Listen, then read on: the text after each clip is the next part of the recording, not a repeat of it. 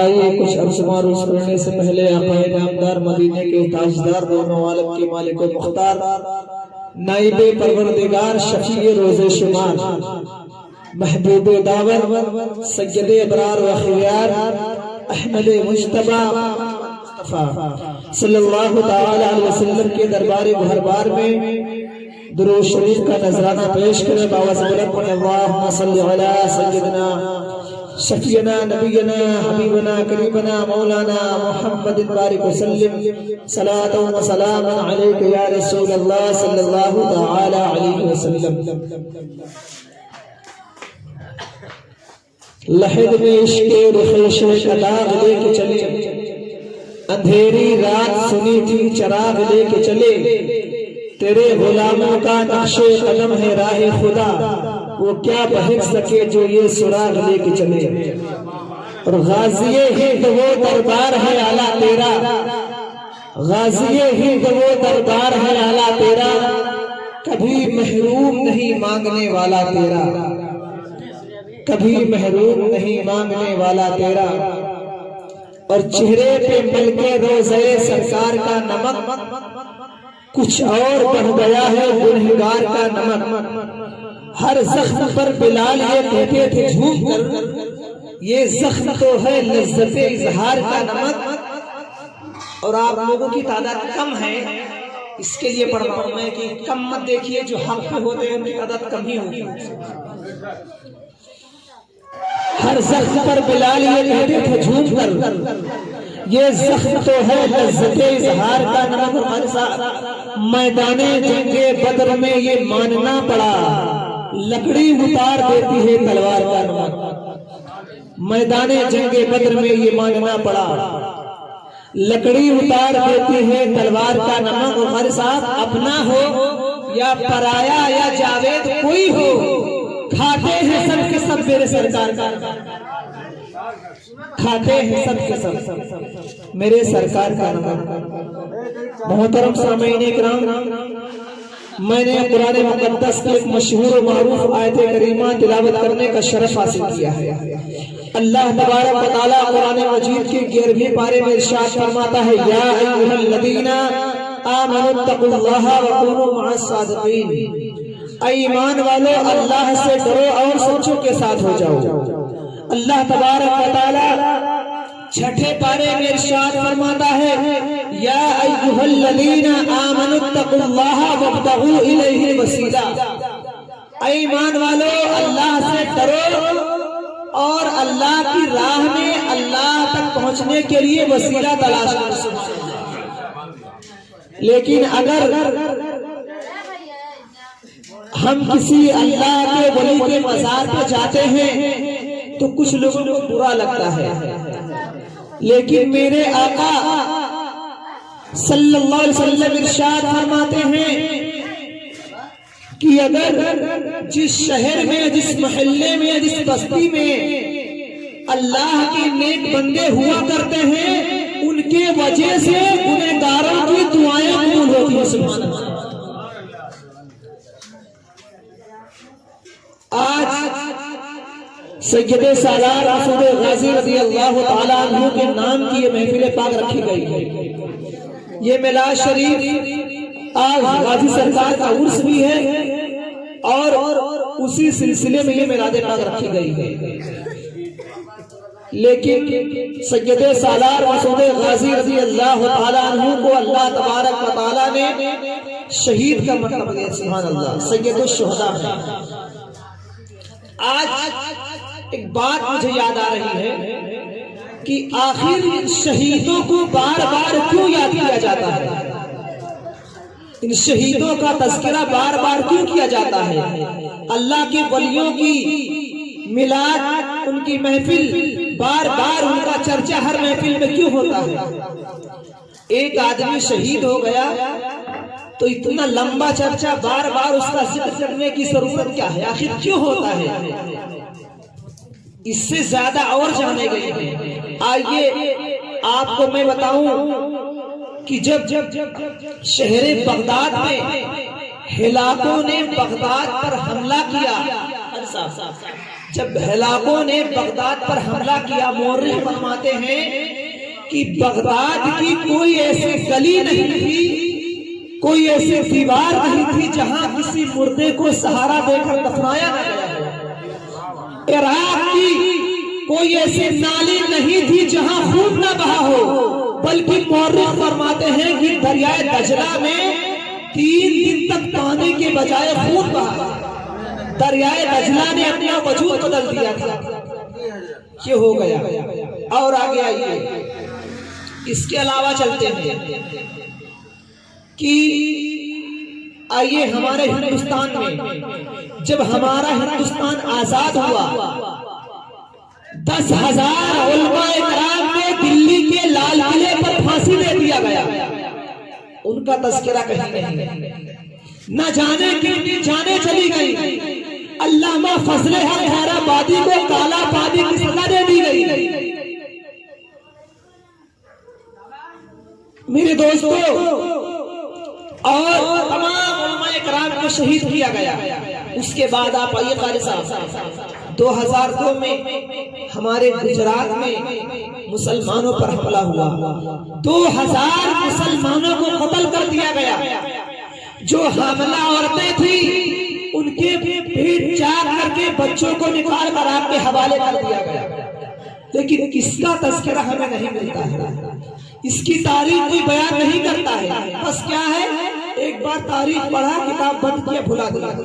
کسی تاریخ لکھنے والے سے آپ پوچھیں کہ تو بتائے گا، لیکن جگہ جگہ اس کا تذکرہ نہیں۔ لیکن آخر بچے کیا ہے، کربلا کی جنگ ہو یا سید سالار رسول غازی کی شہادت ہو، اس کا تذکرہ بار بار کیا جاتا ہے۔ اور آپ کو بتائیں، جب ہندوستان آزاد ہوا، انگریزوں نے جب ہندوستان پر قبضہ کیا، بہادر شاہ ظفر ہندوستان کا سب سے طاقتور بادشاہ رنگون کے قلعے میں قید کر دیا گیا، اور جب اسے ناشتہ پیش کیا گیا تو اس کے 2 بیٹے تھے، دونوں بیٹوں کے سروں کو کاٹ کر ایک تشت میں رکھ کر اس کے سامنے ناشتہ پیش کیا گیا۔ جب اس نے ناشتے دان سے کپڑے بٹایا تو کیا دیکھا، اس کے دونوں بیٹوں کے سر کٹے رکھے ہوئے۔ اس کا تذکرہ ہم نہیں کرتے، اس تاریخ کو کوئی بار بار نہیں دہراتا، لیکن آخر وجہ کیا ہے کہ کربلا کی شہادت ہو، بہرائچ کی شہادت ہو، اسے بار بار ہم لوگ بیان کرتے ہیں، اللہ اللہ، لیکن جب ہم نے اعلیٰ حضرت کا سہارا لیا، اے میرے امام، آخر بات کیا ہے، اس تذکرے کو بار بار کیا جاتا ہے۔ میرے امام فرماتے ہیں، سنو، بات دراصل یہ ہے کہ جو جنگیں اسلام کے لیے ہوتی ہیں، یعنی ہمارا ہندوستان آزاد ہوا، یہ ہماری آپ کی لڑائی آبائی وطن کے لیے تھی۔ بغداد کا جو حملہ ہوا، یہ آبائی وطن کو بچانے کے لیے ہوئی تھی۔ پتہ یہ چلا کہ جو جنگیں جائیداد کے لیے ہوا کرتی ہے، جو لڑائی اپنی جان کو بچانے کے لیے ہوا کرتی ہے، اس کو تاریخ بھلا کرتی ہے، اور جو لڑائی دین مصطفیٰ کے لیے ہوا کرتی ہے، شریعت مصطفیٰ کے تحفظ کے لیے ہوا کرتی ہے، اسے دنیا قیامت تک یاد رکھے گی اور قیامت تک اس کا تذکرہ کرے گی۔ نعرے رسالت، مسلک اعلی حضرت، جشن مسعود غازی، نعرے تکبیر، نعرے رسالت۔ پتہ یہ چلا کہ جو ہم اپنے لیے لڑتے ہیں تو دنیا بھلا دیتی ہے، لیکن دین مصطفیٰ کے لیے جو قربانی پیش کی جاتی ہے اسے دنیا بھلا نہیں سکتی۔ جب تک دنیا رہے گی، جب تک کائنات رہے گی، تب تک کے شہیدوں کا ذکر ہوتا رہے گا، سبحان اللہ، اولیاء کرام کا تذکرہ ہوتا رہے گا۔ آج حضور سید سالار مسعود غازی رضی اللہ تعالی عنہ کے آج گل شریف کی تاریخ ہے۔ حضرت سید سالار مسعود غازی رضی اللہ تعالی عنہ 21 رجب المرجب کو پیدا ہوئے، اور 14 رجب کو آپ کی شہادت ہوئی۔ لیکن جب ان کی تاریخ کو آپ پڑھیں گے، حضور سید سالار مسعود غازی رضی اللہ تعالیٰ عنہ کی شان و عظمت، آپ کو شکار کا بہت شوق تھا، سبحان اللہ، شکار کرنے کا بہت شوق تھا۔ ایک دن اپنے والد ماجد حضرت شاہی سالار رحمت اللہ تعالیٰ علیہ کے ساتھ شکار کھیلنے کے لیے گئے، جنگل سے شکار کر کے واپس آ رہے تھے، آپ نے کیا دیکھا، کوئی ضرورت پیش آئی، آپ کو تھوڑی دیر کے لیے آپ نے گھوڑے کو روکا اور اپنے ابا جان سے کہا، ابا جان آپ چلیے، میں ابھی تھوڑی دیر کے بعد آ رہا ہوں۔ سبحان اللہ، آپ گھوڑے کو روکتے ہیں، نیچے اترے، آپ نے کیا دیکھا کہ ایک درخت کے نیچے ایک خوفناک شیر بیٹھا ہوا ہے۔ اللہ اکبر، سید سالار مسعود غازی رضی اللہ تعالیٰ عنہ کو اس شیر نے دیکھا تو اس نے غرانا شروع کیا، آپ پر حملہ کرنے والا تھا کہ اس سے پہلے آپ نے اس شیر سے حملہ کرنے سے پہلے اپنی تلوار فضا میں لہرائی اور ایسا تلوار کا وار کیا، اس شیر کٹ کر دو حصوں میں ہو گیا، سبحان اللہ، اسے گرا دیا۔ بہت دیر تک آپ وہیں بیٹھے رہے، جب بہت زیادہ دیر ہو گئی، آپ کے والد ماجد حضرت سید شاہو سالار رحمت اللہ تعالیٰ علیہ گھر پہنچے، جب بہت دیر ہو گئی، آپ نے انتظار کیا، انتظار کرنے کے بعد آپ واپس آئے، آپ نے ڈھونڈنے کے لیے آپ نے کیا دیکھا کہ شیر کو آپ نے دو حصوں میں کر دیا ہے، سبحان اللہ۔ آپ نے فوراً اپنے بیٹے کی پیٹھ تھپتھپائی اور وہاں آئی، میرا بیٹا، میرے بیٹے کے رگوں میں علی کا خون ہے، سبحان اللہ، اس لیے کہ علی کا خاندان میرے آقا کا خاندان وہ خاندان ہے کہ کوئی خیبر کو اکھاڑتا ہے تو کوئی کربلا کو فتح کرتا ہے تو کوئی زندہ شیر کو دو حصوں میں۔ حضرت سید سالار مسعود غازی رضی اللہ تعالیٰ عنہ نے 18 یا 19 سال کی عمر میں شہادت حاصل کی۔ میرے دوستو، شہادت کا مرتبہ کیا ہے آپ اندازہ کریں، اللہ کے رسول ارشاد فرماتے ہیں کہ جو شہید ہوتا ہے اس کی روح جنت میں سبز پرندے کی شکل میں گھومتی ہے، سبحان اللہ، اور وہ بار بار اپنے رب سے عرض کرتی ہے، اے میرے مولا، اے میرے پروردگار، مجھے پھر انسان بنا کر دنیا میں بھیج دے تاکہ میں پھر جاؤں، تیری راہ میں جاؤں، پھر شہید ہو جاؤں، سبحان اللہ، پھر مجھے زندگی عطا کر دے۔ ایسے بار بار کرتا رہوں۔ میرے دوستو، جو شہید ہوتا ہے، آج کچھ لوگ سوچتے ہیں کہ جو شہید ہو گیا، سید سالار مسعود غازی رضی اللہ تعالیٰ شہید ہو گئے، اللہ کی راہ میں قربانی دے دی۔ میرے دوستو، اللہ کی راہ میں اپنے جان کو قربان کر دیا۔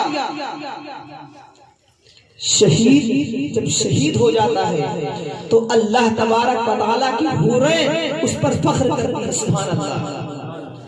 آئیے ایک واقعہ آپ کو بتاؤں، انشاءاللہ تعالیٰ آپ کا دل باغ ہو جائے گا۔ میرے آقا احمد مصطفیٰ محمد مصطفیٰ صلی اللہ علیہ وسلم کے بہت قریبی غلام، میرے آقا کے چاہنے والے صحابی رسول حضرت عبداللہ بن اسود، سبحان اللہ، عبداللہ بن اسود اتنے کالے تھے کہ روایتوں میں آئے ہیں حضرت بلال سے بھی زیادہ کالے، ہاں، ڈراؤنی خوفناک۔ ایک دن ظہر کے وقت حضرت بلال مسجد نبوی میں بیٹھے اور رو رہے تھے۔ میرے آقا صلی اللہ علیہ وسلم کسی غرض سے گئے تھے کہیں، میرے نبی جب آئے تو دیکھا کہ اسود بیٹھے رو رہے مسجد کے اندر، تو میرے آقا نے اسود کو بلایا کہ اسود ادھر آئیے۔ اسود کے معنی ہوتے عربی میں کالا، تو بلال اسود کو بلایا کہ کیوں رو رہے ہو؟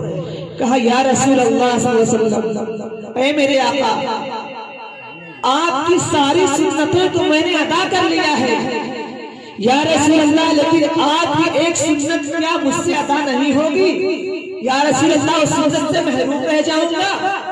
اللہ کے نبی نے فرمایا بتاؤ تو اسود کا عقیدہ دیکھیے گا یا رسول اللہ آپ تو سب کچھ جانتے ہیں بتانے کی ضرورت کیا؟ سبحان اللہ، آپ کو سب پتا ہے۔ آج کچھ لوگ پیدا ہیں کہتے ہیں نبی کو علم غیب نہیں ہے، یہ نہیں ہے، وہ نہیں، معاذ اللہ رب العالمین۔ ارے میرے آقا ہی نے تو بتایا کہ جنت ہے دوزخ ہے، اب تو ہم لوگوں نے مانا۔ تو اسود نے کہا یا رسول اللہ، اللہ کے نبی نے فرمایا اسود کھل کے بتائیے کہنا کیا چاہتے ہو؟ کہا یا رسول اللہ 30 سال کا ہو گیا، یا رسول اللہ کیا میرا نکاح نہیں ہوگا؟ میں ایسے ہی رہوں گا، مجھے اپنے آپ پہ شرم آتی، رو رہا ہوں کہ آپ کی سنت چھوٹ جائے گی، میری نسل آگے کیسے بڑھے گی، میری نسل ختم ہو جائے گی۔ اتنا سننا تھا کہ اللہ کے نبی نے فوراً کہا جا کر حضرت علی کو بلا کر لائیے، یہ سبحان اللہ، جس کے خاندان سے میرے غازی دولہا ہے، سبحان اللہ۔ کہا علی کو بلا کے لائیے، حضرت علی کو لایا گیا اور ایک پرچہ سادہ کاغذ میرے آقا نے منگایا اور اپنی انگلی سے اس پرچے پر لکھا، سبحان اللہ۔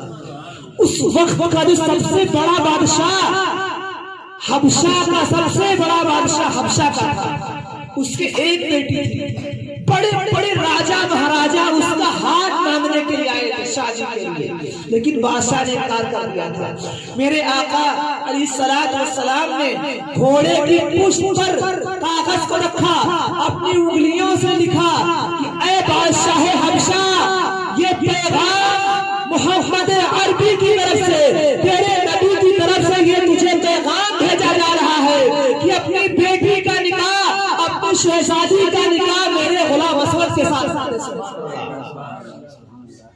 کسی غریب آدمی کے نام کا نہیں لکھا اور اسود کو دیا، اسود کو دیا کہ اس کو لے کر جائیے۔ کئی دن کا سفر طے کر کے جب حضرت عبداللہ بن اسود وہاں پہنچے بادشاہ کے دربار میں، وزیر کو جب خط دیا تو وزیر نے جب خط پڑھا تو اس کے پیروں تلے زمین نکل گئی۔ اس نے کہا بادشاہ کو سنائے، بادشاہ نے کہا خط پڑھ کر سنائیے۔ وزیر نے کہا حضور پہلے مجھے معاف کر دیجئے، کہیں ایسا نہ ہو خط سناؤں آپ مجھے پھانسی پہ لٹکا دیں، پہلے مجھے معاف کر دیجئے۔ بادشاہ نے کہا میں نے آپ کو معاف کیا، سنائیے۔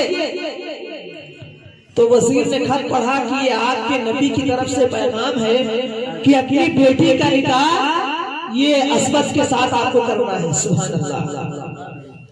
تو بادشاہ نے جب اسود کو دیکھا سمجھ میں نہیں آیا تو اس نے کہا کہ آپ کو ہم 3 دن مہمان خانے میں رکھیں گے۔ اس نے کہا 3 دن آپ کو مہمان بن کر ہمارے یہاں رہنا پڑے گا، اور یہ ہمارے بیٹی کا مسئلہ ہے تو اس کو 3 دن ہم سوچ سمجھ کے بتائیں گے، سبحان اللہ۔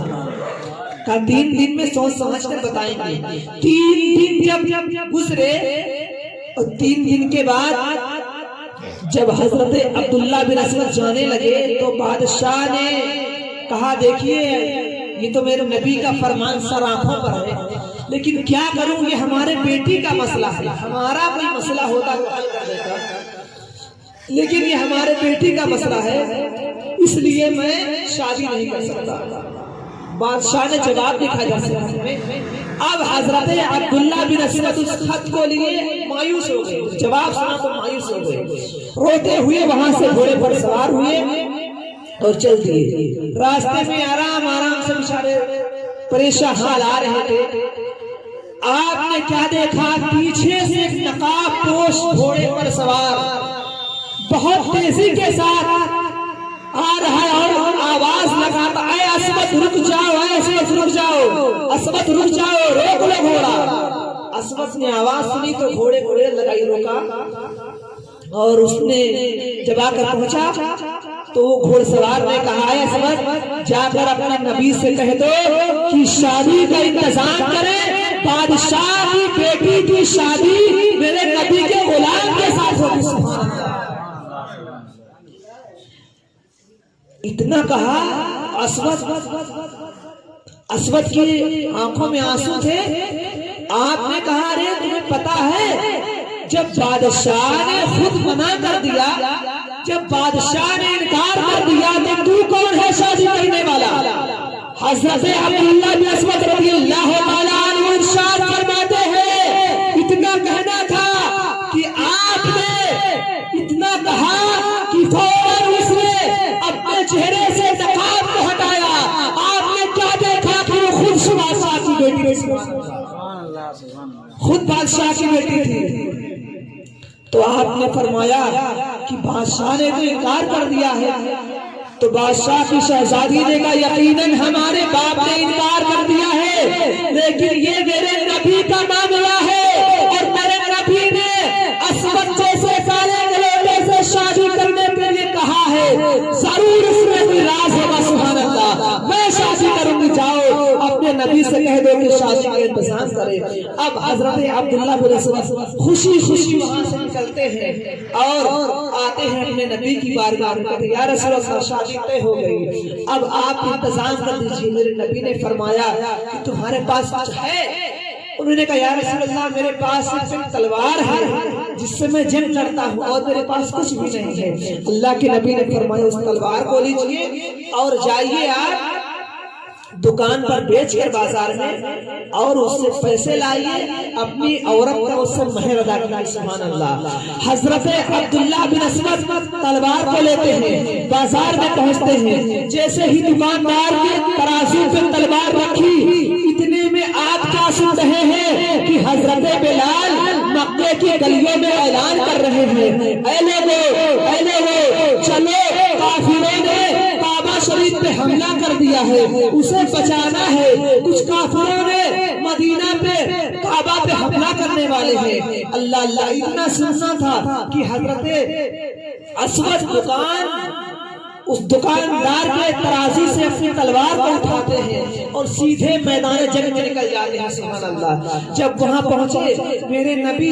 بہت تمام لوگوں کو لے کر جنگ میں آئے تھے, یہاں تک کہ کافروں کی تعداد بہت زیادہ تھی تو مسلمان شکست کھا گئے. جب مسلمان کمزور پڑے تو میرے نبی نے اسی بادشاہ حبشہ کو خط لکھا کہ میری مدد کے لیے جنگ کے لیے مجھے فوج چاہیے.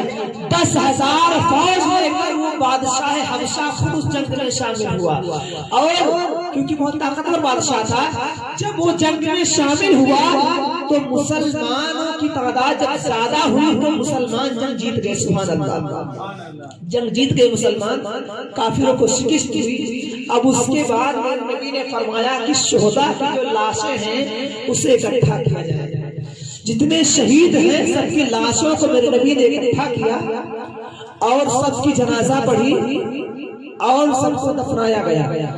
جب شہداء کی لاشوں کو اکٹھا کیا گیا تو اسی میں اسود بھی شہید ہو گئے. اللہ اکبر. حضرت اسود جن کی شادی ہونے والی تھی وہ بھی اسی میں شہید ہو چکے ہیں. اب میرے نبی نے جب اسود کو قبر میں اتارا, جب قبر میں اپنے ہاتھوں سے رکھا, اب وہاں بادشاہ حبشہ بھی کھڑا ہوا جس کی بیٹی کے ساتھ شادی لگی, اس کی 10,000 فوج بھی ہے. اب میرے نبی اسود کو قبر میں رکھتے ہیں, اب اسود کے چہرے کو دیکھتے ہیں, پھر آسمان کی طرف دیکھتے ہیں, مسکراتے ہیں, پھر اسود کے چہرے کو دیکھتے ہیں, پھر آسمان کی طرف دیکھتے ہیں, پھر مسکراتے ہیں. ایسے بار بار میرے آقا آسمان کی طرف دیکھتے ہیں, اسود کے چہرے کو دیکھتے ہیں, مسکرانے لگتے ہیں. بادشاہ حبشہ نے عرض کیا اے میرے آقا, اے میرے آقا, یا رسول اللہ آخر بات کیا ہے, آپ کیوں مسکرا رہے ہیں؟ میرے آقا ارشاد فرماتے ہیں اے اسود میں دیکھ رہا ہوں کہ تو نے ایک بیٹی دینے سے انکار کیا تھا کہ اسود کے ساتھ شادی نہیں کروں گا. میں دیکھ رہا ہوں کہ آسمان میں 70,000 حوریں آپس میں لڑ رہی ہیں کہ اسود کے ساتھ میرا نکاح کر دیا جائے, اسود کے ساتھ میرا نکاح. میرے آقا فرماتے ہیں میں دیکھ رہا ہوں کہ 70,000 حوریں آسمان میں لڑ رہی ہیں اسود سے شادی کرنے کے لیے کہ اسود کے ساتھ میرا نکاح کر دیا جائے, اسود کے ساتھ میرا نکاح کر دیا جائے. میرے دوستو, جو اللہ کی راہ میں شہید ہوتا ہے اس پر حوریں بھی فخر کرتی ہیں کہ کاش اس سے میرا نکاح ہو جاتا. سبحان اللہ. میرے دوستو اللہ کی راہ میں لڑنا, اللہ کی راہ میں لڑنا سب سے بڑی عظمت ہے, سب سے بڑی دولت ہے. اور جو شہید ہوتا ہے میرے آقا فرماتے ہیں جو شہادت کا مرتبہ حاصل کرتا ہے, جب اس کے جسم پر کوئی خنجر یا تیر لگتا ہے تو اس کے بدن میں خون کا ایک قطرہ زمین پر گرنے سے پہلے اللہ تعالیٰ اس کے گناہوں کو معاف فرما دیا کرتا ہے. سبحان اللہ. چاہے جتنا بڑا گنہگار ہو, خون کا پہلا قطرہ زمین پر گرنے سے پہلے اللہ تعالیٰ اسے بخش دیا کرتا ہے. اللہ تعالیٰ کی بارگاہ میں دعا ہے کہ پروردگار عالم حضور سید الشہداء پھر ہوئی سید سالار مسعود غازی رضی اللہ تعالیٰ عنہ کے طفیل ہم سب کو اہدنا الصراط المستقیم پر چلنے کی توفیق عطا فرمائے. اور ہمارے شمشاد بھائی نے سید سالار مسعود غازی رضی اللہ تعالیٰ عنہ کے نام کی محفل پاک کرائی ہے. اللہ تعالیٰ اسے بارگاہ میں قبول فرمائے.